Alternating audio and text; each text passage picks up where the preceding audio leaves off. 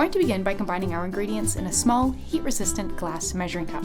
So you're going to need 9 grams of cocoa butter, and this is unrefined cocoa butter, and it smells absolutely fantastic. 18 grams of either safflower oil or sweet almond oil, and there's also quite a lot of other substitutions you could make. I'll throw a link to an article I have on carrier oil substitutions in the description box below. And 3 grams of cornstarch. You can just use the cornstarch from your kitchen. You could also use arrowroot starch, wheat starch, or a different type of starch. To melt everything together, we're going to pop our measuring cup in a water bath. So this is a small saucepan that has about 1 inch or 3 centimeters of water in the bottom of it, and a little silicone drink trivet to sort of further insulate the measuring cup. If you have one, great. If not, no worries. These things are pretty darn sturdy. And I'm gonna go pop this on the stovetop over medium heat for about 20 to 30 minutes to melt everything through. Once everything is melted, you can remove the measuring cup from your water bath and set that aside. So the reason it's a little hazy looking is because the starch won't melt, of course. So now we're going to bring this to trace. So we're going to cool it a bit while stirring. So this will prevent graininess and give us this really gorgeous smooth consistency. And so we're going to do that by popping it in a water bath. So this is, as you can see, a small bowl that can contain this cup easily. And it's got some ice water in there. So I'm just gonna kind of pop this in here and we're gonna start stirring. And so we are looking for trace. So we want it to be thick enough that we can kind of pick up the spatula and drizzle it over top and see a trace left behind. So if you've ever made cold processed soap, you'll be familiar with sort of that look. And then I find that when we're making cocoa butter based or sort of cocoa butter thickened products, it takes on kind of a bit of a neat gel appearance as well.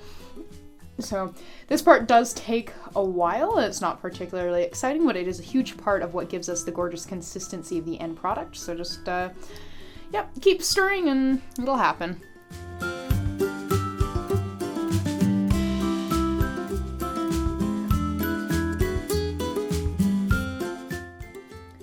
When you think you are starting to get close, I'd recommend pulling the mixture out of the ice bath and giving it a stir to really get a good feeling for where it's at, because it can accelerate really, really quickly and go from being like, oh, I could pour that, to like, I'm gonna have to scoop that and scrape that out of there. So if you kind of pull it out of the ice bath, it'll slow things down and give you a chance to sort of better evaluate, and you can kind of bounce back and forth between ice bath and no ice bath until you think you're there. We're quite close now.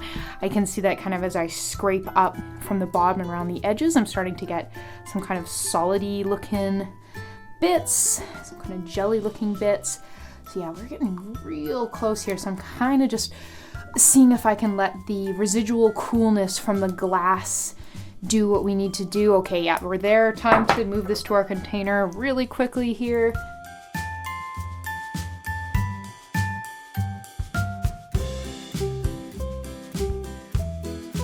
You can see how quickly that went from being fluid to being quite sort of pasty and gel-like. You can see that we can kind of get these neat little peaks with the mixture, and it is quite, sort of gel-like, melts quite quickly since there is no wax in there.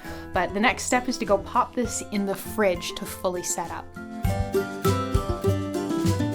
And here we are. So I let this set up in the fridge for about an hour. It's not a very big batch, as you can see. And then I removed it from the fridge and let it come to room temperature overnight. So now we can kind of check the consistency.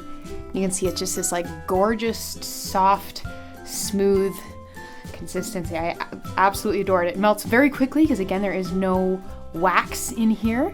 So if we kind of get this on the skin, you'll see it really starts to liquefy very fast. It spreads absolutely beautiful, and it dries down to quite a non-greasy finish thanks to the inclusion of the starch. And there we go. So we just made a gorgeous creamy cocoa body balm. Thank you so much for watching and for taking part in my DIY skincare for beginners course. I really, really appreciate it.